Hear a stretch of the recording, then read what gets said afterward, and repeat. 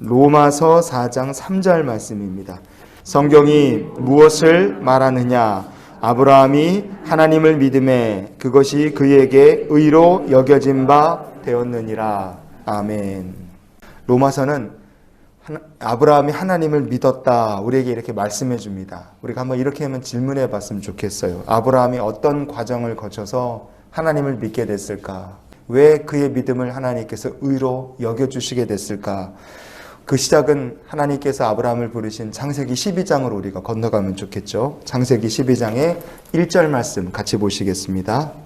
너는 너의 고향과 친척과 아버지의 집을 떠나 내가 내게 보여줄 땅으로 가라. 아멘.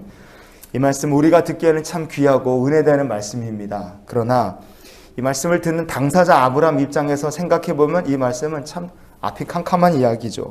거의 하나님의 일방적인 선언이나 마찬가지입니다. 그러나 이 하나님의 말씀에 아브라함 순종해서 떠났어요. 그리고 그 이후로 아브라함이 겪게 된 일들을 성경에 이렇게 적혀 있죠.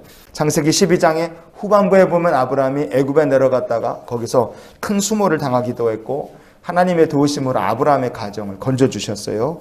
창세기 13장에 보면 조카 롯과 헤어지게 됩니다. 창세기 14장에 보면 그 롯을 구출하기 위해 가나안 땅 왕들의 전쟁에 엄두가 나지 않을 일이었을 텐데 아브라함이 끼어듭니다. 그리고 그 과정에서 살렘의 왕 멜기세덱을 만나기도 하고 아브라함은 하나님은 언약을 지키시는 분이라는 걸 다시금 이 어려움을 통해 경험하게 됩니다. 그리고 창세기 15장에 왔을 때 성경은 아브라함의 믿음이 한 단계 성장하는 모습을 우리에게 보여줍니다. 창세기 15장 1절 말씀을 우리 같이 보시겠습니다. 아브라함아 두려워하지 말라. 나는 내 방패요 너의 지극히 큰 상급이니라. 아멘. 이 말씀을 왜 아브라함의 믿음이 한 단계 성장한 말씀이라 우리가 그렇게 볼 수 있겠습니까? 창세기 15장 이전까지의 아브라함의 신앙은 어땠을까? 아브라함은 하나님을 만난다든지 하나님이 임재하시는 곳에서 열심히 제단을 쌓았어요.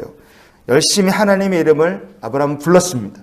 그런데 어디를 봐도 아브라함이 하나님께 뭘 질문을 하든지 아니면 말씀을 드린 적은 여기까지 이전까지는 아예 없습니다. 왜 그랬을까? 아브라함에게 하나님이란 분은 이 창세기 15장 이때까지만 해도 여전히 좀 두렵고 어려운 대상이었기 때문에 그렇습니다. 그런데 하나님께서 아브라함에게 무엇이라고 자기 자신을 말씀하셨습니까? 이 15장 말씀해 보면 아브라함아 두려워하지 말라. 나는 내 방패요 너의 지극히 큰 상급이라 하나님께서 이렇게 말씀하신 거예요. 이 말씀에 담긴 하나님의 마음이 뭐겠습니까? 아브라함아 나는 내가 절대로 두려워할 만한 대상이 아니다라고 하나님께서 아브라함에게 친히 말씀해 주신 거예요. 왜 이런 말씀이 필요했을까요? 여호수아서 24장 2절 말씀을 우리가 보시겠습니다.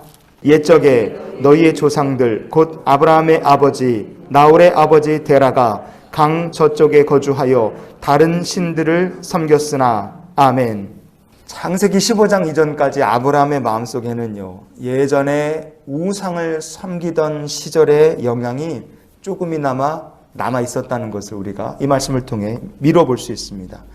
그래서 창세기 15장 이전까지의 아브라함의 신앙에는요 우상을 두려워하고 어려워하는 것처럼 하나님을 어려워하고 두려워하던 신앙의 모습이 남아 있었던 거예요. 그래서 하나님께서 아브라함에게 두려워하지 말라고 말씀하셨어요. 그리고 뭘 말씀하셨습니까? 나는 너의 방패라 그렇게 말씀하셨어요. 아브라함이 애굽에서 수모를 겪고 동시에 하나님께서 자기 인생과 가정의 방패가 되어주시는 것을 아브라함은 애굽 땅에서 경험하고 올라왔습니다. 가나안 땅에 돌아왔을 때 조카 롯과 헤어지게 됐죠. 전쟁에 롯이 이제 붙잡혀서 포로가 되어 끌려갔습니다. 그때 싸울 엄두가 나지 않을 가나안 왕들의 전쟁에 아브라함은 참여합니다. 그 왕들을 차례차례 격파하며 아브라함은 하나님께서 자기 인생의 방패가 되어주신 것을 실제로 확신할 수 있었을 겁니다. 그때 아브라함의 믿음이 어떻게 됐습니까? 창세기 15장의 2절 말씀을 보시면 이렇게 되어 있습니다. 같이 읽어 오늘 말씀의 결론으로 보시겠습니다. 아브라함이 이르되 주 여호와여 무엇을 내게 주시려 하나이까. 아멘. 여러분 이게 아브라함이 처음으로 하나님께 질문한 거예요. 내게 무엇을 주시려고 하나님 나를 이렇게 부르셨습니까? 그 얘기예요. 지금까지 아브라함과 하나님의 관계라는 것은 하나님께서 나타나 말씀하시면 아브라함이 입 한 번 뻥끗하지 않고 듣기만 하고 순종만 했던 그런 관계였어요. 그런데 창세기 15장부터는 아브라함이 인격적인 교제를 이루며 마치 사람이 친구를 교제하듯이 그렇게 아브라함의 믿음은 하나님과 교제하며 동행하는 믿음으로 아브라함의 믿음이 성장하게 됐습니다. 이렇게 하나님을 신뢰하고 이렇게 하나님과 인격적으로 교제하는 아브라함의 믿음을 성경은 가리켜 아브라함이 하나님을 믿음에라고 말씀한 줄 믿습니다. 우리가 정말 가지고 싶은 신앙이 바로 이런 아브라함과 같은 믿음이 될 수 있기를 원합니다.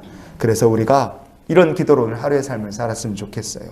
오늘도 하나님과 아브라함처럼 교제하고 동행하며 살게 하여 주시옵소서.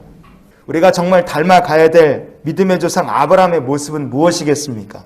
하나님과의 관계에서 축복의 말문이 터지기 시작한 그 아브라함을 우리도 닮기를 원합니다. 언제나 인격적인 교제가 있고 늘 주님을 닮아가는 복 있는 아브라함 같은 믿음의 성도, 오늘도 그렇게 우리의 눈에 보이는 증거가 없어도 믿음만을 가지고 주님과 함께 동행하는 한날의 삶이 되시기를 주의 이름으로 축원을 드립니다.